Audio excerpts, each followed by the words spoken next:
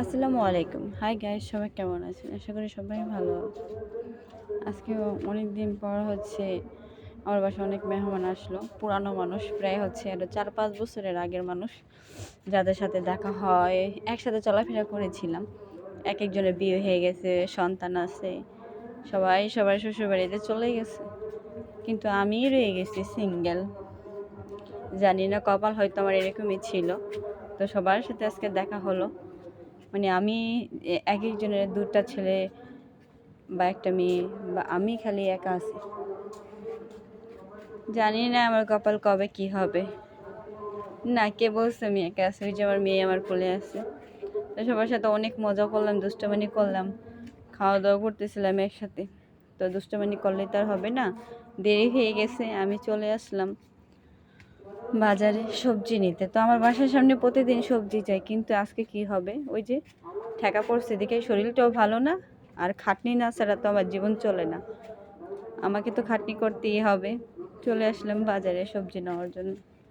সবজি ছিল না ঘরে, চালও ছিল না। তো এগুলা কেনার জন্যই বাসার থেকে বের হলাম। বাধ্যতামূলক বের তো হতেই হবে, কি আর করবে। চলে আসলাম এখন আমি নেওয়ার জন্য সবজি। এই যে, তো অনেক সবজি কিনেছি একেবারেই, কারণ আমি একবার বারবার আসতে ভালো লাগে না। একবারে 2-3 দিনের সবজি কিনে নিই, থাকলে থাকে, না থাকলে আবার সামনে পরে কিনে নিই। তো এখানে ভালো সবজি পাওয়া যাচ্ছিল না, বাসি সবজি। কিছু করার নেই, এখান থেকে নিতে হবে। আর যে সবজিওয়ালা আসতো সে আসতেছিল না। জানি না, সবসময় তো সবাই সুস্থ থাকে না। তো যাই হোক, আমি এখানে একটা ফুলকপি পেয়েছিলাম, এটা তাজা ছিল, ওগুলো ফুটটা ছিল। এখানে সিমের দাম কম ছিল, কিন্তু আজকে বেড়ে গেছে।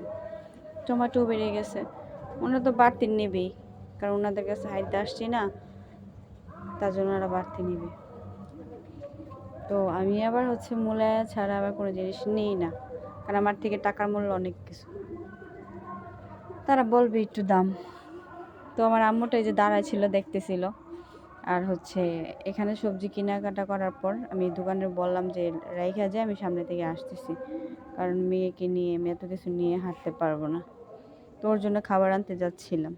ও ঘুমের থেকে উঠেছে, মানে ও কুলে উঠতে চাচ্ছিল না, ওকে খাবারের এই দেখায় কুলে উঠায় নিয়ে গেলাম। মাছ পাইছিলাম, দেখি মাছগুলো মরা, তার জন্য নিলাম না। রাত করে মাছ নেবে কে? তো রাত হয়ে গেছে, প্রায় 7টা বেজে গেছে। এখানে দেখলাম বিয়ে বাড়ি। তো আবার দেখতেছে এখানে মাঠ, তো এখানে দোলনা আছে একটা। তো দোলনাতে বসার জন্য করতেছে। তো উপনজুতে ওরা দোলনাতে চড়াই নিয়ে আসলাম, ওর জন্য খাবার নিয়ে বাসায় যাচ্ছিলাম। আবার ডিম নিতে হবে, মানে কত জায়গায় যে ঘুরতে হবে, মানে বলার বাইরে। ডিম নিতে হবে, মুরগি নিতে হবে, এতগুলো নিব কিভাবে? তো আমার ভাই ছিল একটা পিছনে, ওর হাতও বাজার ছিল, ও নিতেছিল। তো সবাই মিলে বাজার করে বাসায় আসার পথে সে কোলে থেকে নামতেছিল না। তাকে যে কত বটবট করতে করতে আসতেছিলাম, কত আহ্লাদ দেখাইয়া, মজা লোভ দেখায়, সারা রাস্তায় কথা বলাতে বলে তারা হাঁটায় নিয়ে আসছি। কি করবো, এতগুলো ভ্যাগ সহকারে তাই করে নিতে পারি না। আজকে যে জায়গায় জায়গায় এত বিয়ে, এই হ্যাঁ, এই বিয়ের কথা দেখে কত স্মৃতি মনে পড়ে যায়। আসলে বিয়ের দিনটা তো মজা।